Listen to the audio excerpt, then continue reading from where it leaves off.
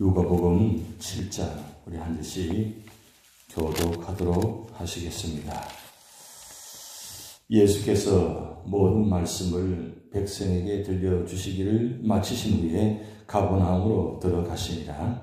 어떤 백부장의 사랑하는 종이 병들어 죽게 되었더니 예수의 소문을 듣고 유대인의 장로 몇 사람을 예수께 보내어 오셔서 그 종을 구해 주시기를 청한지라.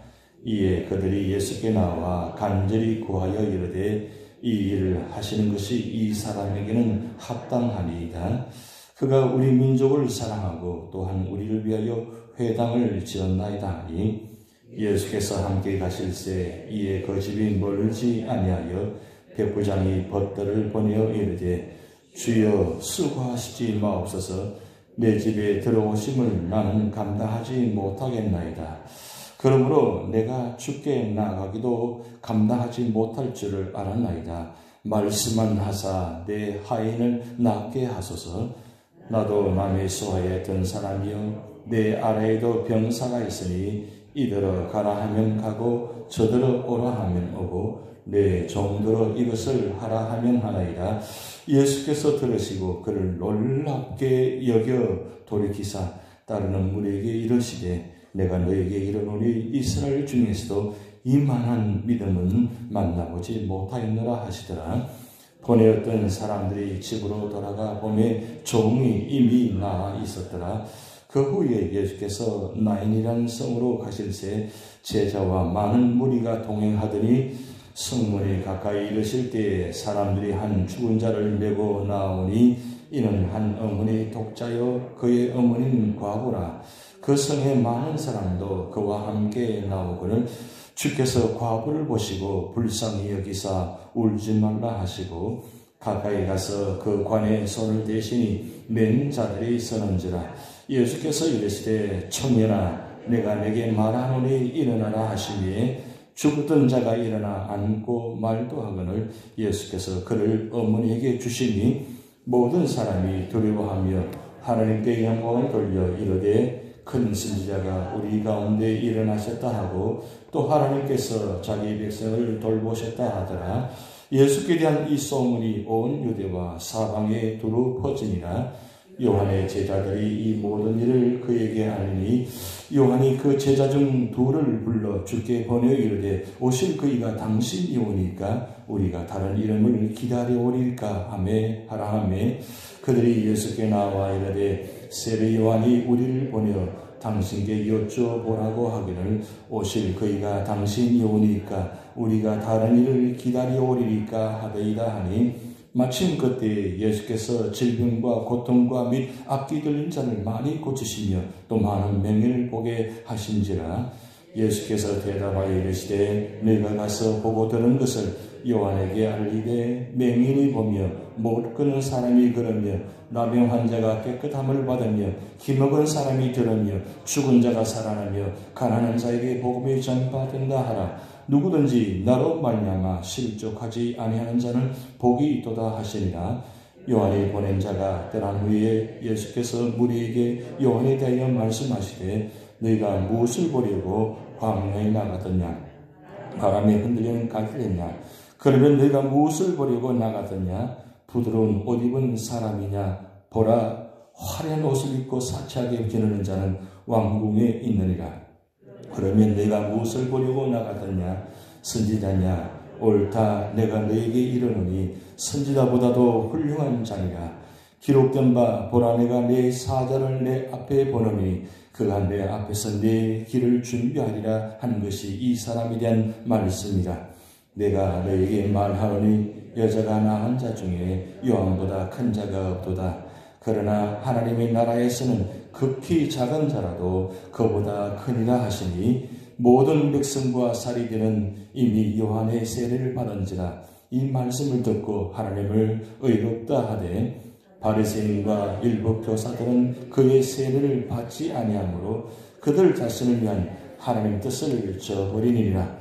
또 이르시되 이 세대의 사람을 무엇으로 비유할까 무엇과 같은가 비유하건대 아이들이 잠대한 자 서로 불러 이르되 우리가 너희를 향하여 피리를 보내도 너희가 춤추지 않고 우리가 곡하여도 너희가 울지 아니하였다 함과 같도다.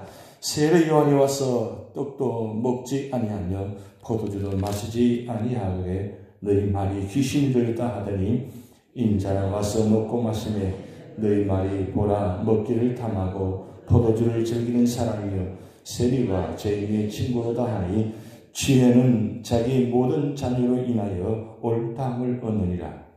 한 바리새인이 예수께 자기와 함께 잡수시기를 청하니 이에 바리새인이 집에 들어가 앉으셨을 때에 그 동네에 죄를 지은 한 여자가 있어 예수께서 바리새인의 집에 앉아 계심을 알고 향유 담은 옥합을 가지고 와서 그 예수의 뒤로 그 발 곁에 서서 울며 눈물로 그 발을 적시고 자기 머리털로 닦고 그 발에 입 맞추고 향유를 부으니 예수를 청한 바리새인이 그것을 보고 마음에 이르되 이 사람이 만일 선지자라면 자기를 만지는 이 여자가 누구며 어떠한 자 곧 죄인인 줄을 알았으리라 하거늘 예수께서 대답하여 이르시되 시몬아 내가 내게 이를 말이 있다 하시니 그가 이르되 선생님 말씀하소서. 이르시되 빚주는 사람에게 빚진 자가 둘이 있어 하나는 500데나리온을 졌고 하나는 50데나리온을 졌는데 갚을 것이 없으므로 둘 다 탕감하여 주시니 둘 중에 누가 그를 더 사랑하겠느냐. 시몬이 대답하여 이르되 내 생각에는 많이 탕감을 받은 자니이다. 이르시되 내 판단이 옳다 하시고 그 여자를 돌아보시며 시몬에게 이르시되 이 여자를 보느냐. 내가 내 집에 들어올 때 너는 내게 발 씻을 물도 주지 아니하였으되 이 여자는 눈물로 내 발을 적시고 그 머리털로 닦았으며 너는 내게 입 맞추지 아니하였으되 그는 내가 들어올 때부터 내 발에 입 맞추기를 그치지 아니하였으며 너는 내 머리에 감향유도 붙이지 아니하였으되 그는 향유를 내 발에 부었느니라. 이러므로 내가 내게 말하노니 그의 많은 죄가 사해졌도다. 이는 그의 사랑함이 많음이라. 사함을 받은 일이 적은 자는 적게 사랑하느니라.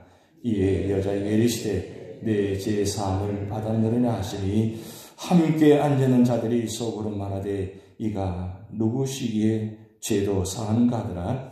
예수께서 여자에게 이르시되 내 믿음이 너를 구원하였으니 평안히 가라 하시니라. 아멘. 우리가 말씀 볼 때 일반적으로 한국말로 곱씹다라는 말을 합니다. 곱씹다. 이 곱씹다는 말을 어떻게 이해하십니까? 곱씹다. 거듭하여 씹다는 뜻입니다. 그래서 할머니 할아버지가 어린아이에게 음식을 먹일 때 야 곱씹어야 돼. 왜 곱씹어야 돼요? 잘못 먹으면 배탈이 나니까. 그래서 잘 씹어서 먹으라. 그래서 곱씹다라고 합니다. 근데 우리가 말씀 볼 때도 곱씹다라고 표현합니다. 왜 곱씹다라고 하냐면 이 원어의 뜻은 이렇습니다. 거듭하여 씹는다는 의미가 있고 두 번째 의미는 말이나 생각을 곰곰이 되풀이한다. 말이나 생각을 곰곰이 되풀이해야 한다. 제가 왜 이 말씀을 드리냐면 오늘 누가복음 7장은 그냥 넘어갈 수 없는 장면이 많이 있습니다. 근데 특별히 시작하는 1절부터 10절하고 마지막 그 향유를 붓는 이 두 가지 사건이 참 놀라운 장면입니다. 읽으면 읽을수록 곱씹으면 곱씹을수록 의미가 참 대단합니다. 그런데 오늘 1절부터 10절까지 나와 있는 이 백부장의 종을 고치는 사건 중에 예수님께서 많은 기적들을 베푸십니다. 성경에는 38가지 기적의 사건이 기록되어 있는데 38가지 기적 중에서 예수님께서 그 기적의 현장 속에서 놀랍다고 표현한 장면은 오늘 이 장면밖에 없어요. 놀랍다. 예수님께서 놀랍다라고 표현한 장면이 여기 오늘 본문에 기록된 말씀입니다. 백부장의 믿음을 보시고 놀랍다고 표현했거든요. 그럼 뭘 보시고 그렇게 놀랍다고 했느냐? 오늘 본 말씀 말이 1절부터 10절까지 나와 있습니다. 이 본 말씀을 우리는 마태복음도 기록되어 있고 요한복음도 기록되어 있는데 조금 관점이 다릅니다. 마태복음은 그리고 오늘 누가복음 그리고 요한복음 조금씩 다른 관점으로 기록해 놓았는데 마태복음에는 백부장이 직접 와서 예수님께 말씀하는 장면이고 오늘 누가복음은 백부장이 직접 온 것이 아니라 장로들이 와서 이야기하고 벗을 보내서 이야기하고 백부장은 집에 있게 하는 그렇게 기록된 말씀입니다. 그리고 요한복음에는 이 백부장을 왕이라고 표현해 놨습니다. 조금씩 관점이 다 다릅니다. 근데 중요한 것은 예수님께서 무엇을 보시고 이렇게 놀라워서 하셨을까? 저는 그러면서 생각하기를 이 백부장은 유대인이 아니고 이방인입니다. 로마의 군대 장입니다. 그런데 이방인이면서 어떻게 이렇게 예수님을 놀랍게 감동시키고 있을까? 무엇이 그렇게 예수님을 감동받게 하셨는가? 그런 장면입니다. 그러면서 한쪽 면에 참 우리도 이렇게 신앙생활 하면서 예수님을 좀 놀랍게 하고 좀 감동을 드렸으면 좋겠다. 늘 우리의 기도는 그렇잖아요. 우리를 축복하여 주시고 우리를 보살펴 주시고 우리를 인도하여 달라고 늘 간구하지 어떻게 예수님을 하나님을 좀 감동시켜 드리는 그런 장면이 많지 않은 것 같아요. 그래서 오늘 이 말씀 보면서 어떻게 해서 백부장이 예수님을 놀랍게 해드리는가 그 말씀을 드리려고 합니다. 백부장이 사랑하는 종이 병들어 죽겠다고 했습니다.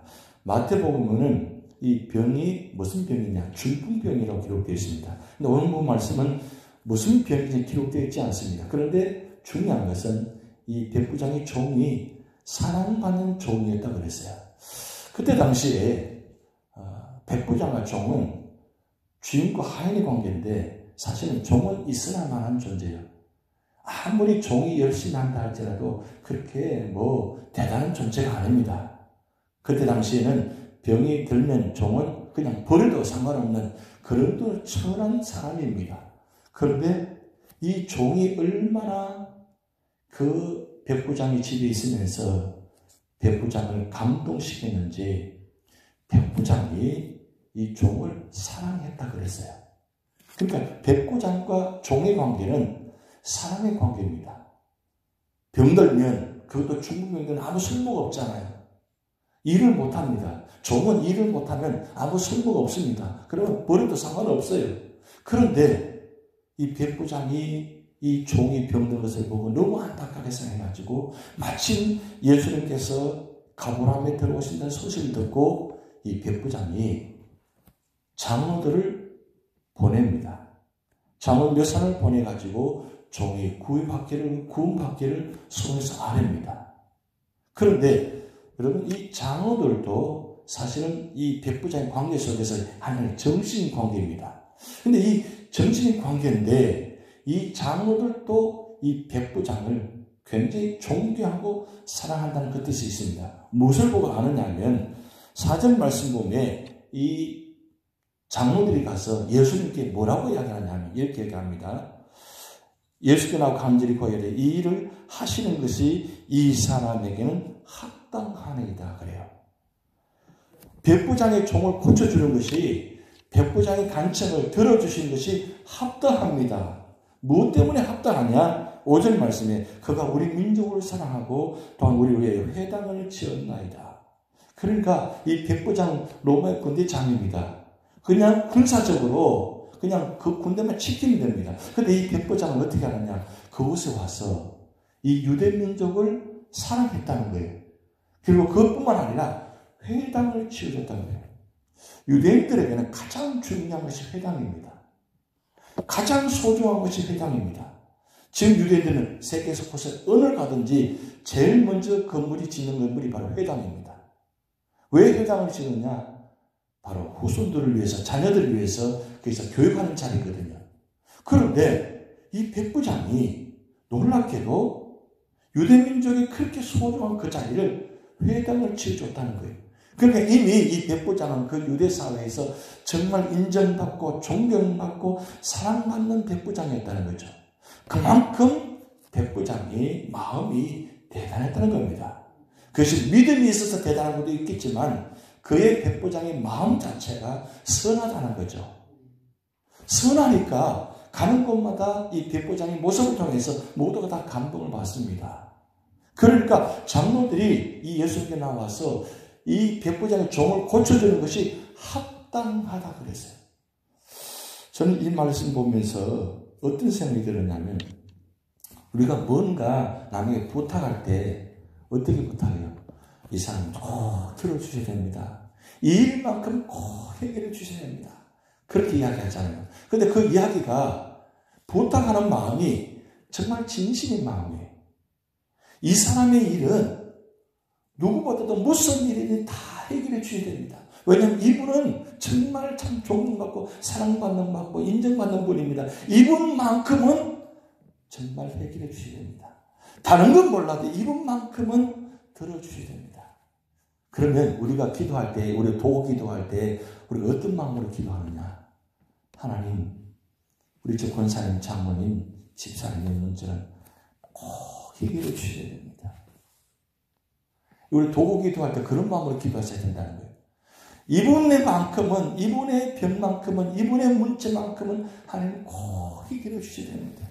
그게 그냥 피선적 기도가 아니라 정말 진심으로 마음으로 그렇게 기도하는 마음. 벌써 예수님은 먼저 이 장로들을 통해서 먼저 감동받습니다. 그 다음 두 번째 보면 6절 말씀에 예수께서 함께 가실새 이에 그 집이 멀지 않으며 백부장이 벗대를 보내어 그랬어요. 이미 예수님께서 오신다는 소식을 이 백부장이 들었습니다. 그런데 뭐라고 해야 하느냐? 다시 벗들을 보냅니다. 장로들을 보내고 벗들을 두 번째 보냅니다. 보내서 뭐라고 하느냐? 주여 수고하시지 마옵소서. 내 집에 들어오심을 나는 감당하지 못하겠나이다. 그러면서 7절 말씀에 그러면 내가 주께 나아가기도 감당하지 못할 줄을 알았나이다. 이 백부장의 모습을 보시기 바랍니다. 예수님이 우리 집에 오시는 것 전 진짜 감당하지 못합니다. 왜냐하면 이미 이 백부장은 자기 스스로가 뭐라고 생각하는 나는 죄인입니다. 죄인이기에 나는 감당하지 못합니다. 주님은 거룩하신 분이고 신의 하나님이시기 때문에 저는 감히 우리 집에 들어오심을 감당하지 못합니다. 그리고 거기서 더 나아가서 내가 주님께 나아감도 감당하지 못합니다. 왜냐하면 자격이 없습니다. 나는 주님 앞에 나올 자격이 없습니다. 우리는 주님 앞에 나올 때 어떻게 나옵니까? 자격이 있는 것처럼 나오잖아요. 당당하게 나오잖아요.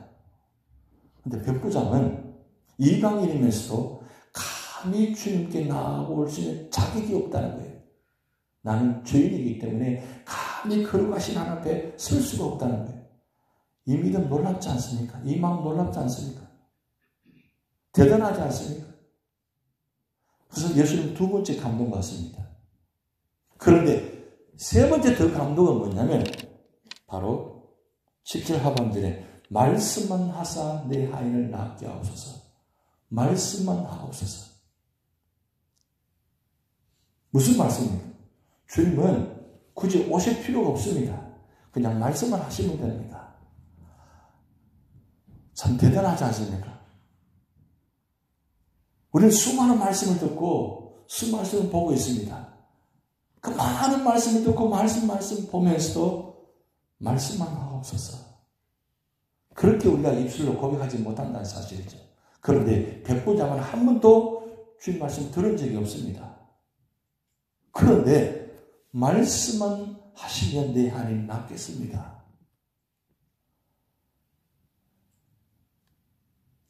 이게 세 번째 감동입니다. 그리고 네 번째 더 감동은 뭐냐면 8절 말씀입니다.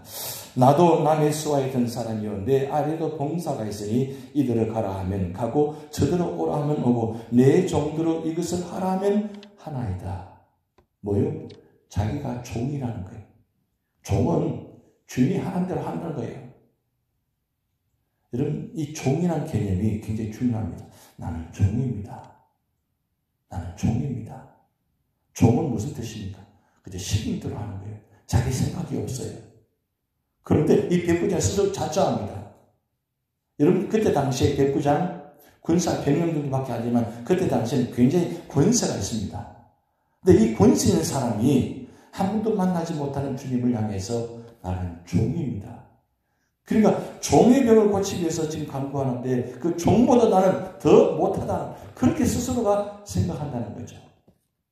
이게 바로 주님 앞에 감동드린 장면입니다. 그래서 주님께서 말씀합니다. 9절 예수께 들으시고 그를 놀랍게 여겨라고 했어요. 놀랍게 여겨. 그리고 돌이키시 따르는 무리 이르시되 내가 너에게 이르노니 이스라엘 중에서 이만한 믿음을 만나보지 못하노라. 지금 예수님께서 백부장을 만난 것도 아닙니다. 그냥 듣기만 한 겁니다.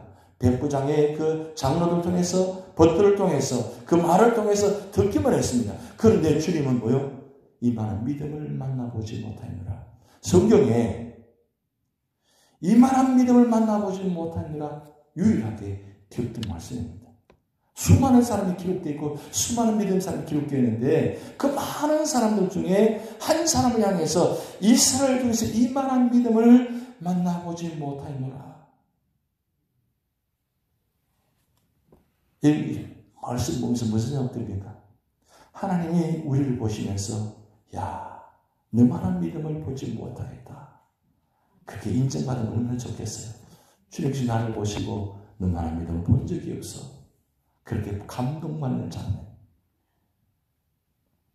믿음은 바랄 것들의 실상에 보지 못하는 것들의 증거라고 그랬습니다. 히브리 11장 1장에 믿음을 정해놓았습니다. 믿음은 바라는 것입니다. 실상은 현재입니다. 그러니까 하나님의 시간으로 오늘 현재를 사는 것이 바로 실상이라는 거죠. 그래서 우리 믿음의 사람은 언제나 하나님의 시간, 미래 시점에서 오늘을 바라보는 현재가 참 중요합니다. 오늘 이 현재가 결국 미래가 이루어지는 건데 내 현재의 모습이 결국 미래를 결정한다는 거죠. 그런데 그것은 하나의 그것도 믿음도 중요하지만 우리의 믿음은 언제나 미래 시점에서 내가 되어지는 모습을 바라보면서 오늘 현재를 바라보는 거죠. 나는 구원받고 앞으로 미래가 어떻게 될 것인가? 여기 우리는 결정되었습니다. 우리 미래는 어떻게 돼요? 천국이 결정되었잖아요. 그러면 내가 천국 가서 살아가는 성도인데 그 살아가는 성도 속에서 오늘 바라보는 시점. 그럼 어떨까요? 아, 내가 천국 갈 사람인데 내가 이렇게 살아서는 안 되지. 이런 모습 가지고는 안 되지. 내가 이렇게는 예배드려서는 안 되지. 내가 이렇게는 기도해서는 안 되지. 내가 이렇게는 섬겨서는 안 되지. 라고 생각한다는 거죠. 근데 미래를 생각하지 않고 오늘 내 주어진 삶의 현장만 바라보고 그 내 눈앞에 다가진 그것을 모습 바라보고 살아가면 전혀 이런 생각할 수 없다는 거죠. 백부장은 주님의 소식만 들어도 미래를 보았다는 거죠. 미래. 주님의 미래는 어떤 모습인지, 주님이 어떤 분인지를 보았다는 거예요. 보지 않으면 우리는 말씀을 보고 우리 신앙생활을 하고 있습니다. 그런데도 미래를 잘 보지 못합니다. 그러다 보니까 함부로 우리 삶의 자리에 내 생각대로 내 뜻대로 살아가는 모습들이 많죠. 그런데 내 미래 시점을 아는 사람은 내 현재 삶을 함부로 살지 않습니다.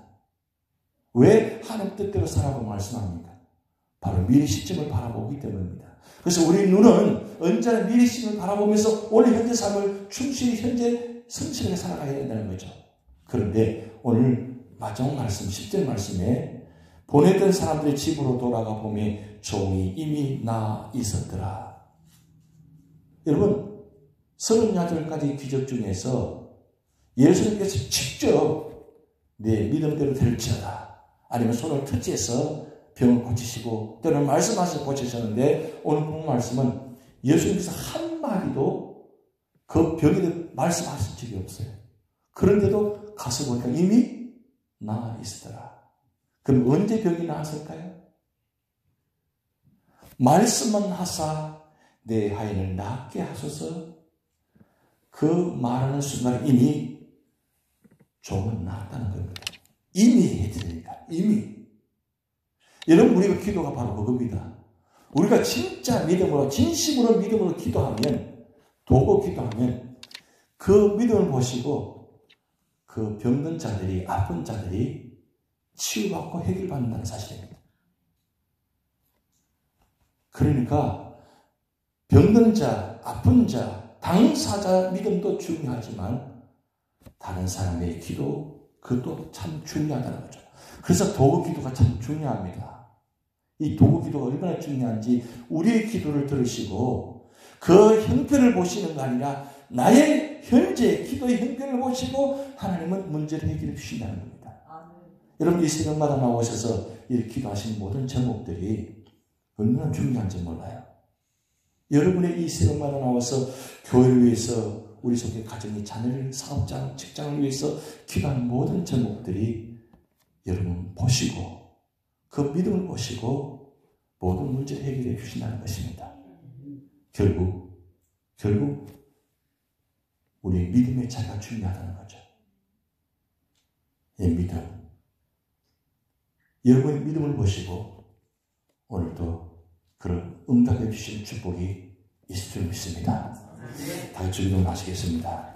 하늘에 계신 우리 아버지여, 이름이 거룩히 여김을 받으시오며 나라의 마옵시며 뜻이 하늘에서 이룬 것 같이 땅에서도 이루어지이다. 오늘날 우리에게 일용할 양식을 주옵시고 우리가 우리에게 죄진 자를 사하여 준 것 같이 우리 죄를 사하여 주옵시고 우리를 시험에 들게 하지 마옵시고 다만 악에서 구하옵소서. 대개 나라와 권세와 영광이 아버지께 영원히 있사옵나이다.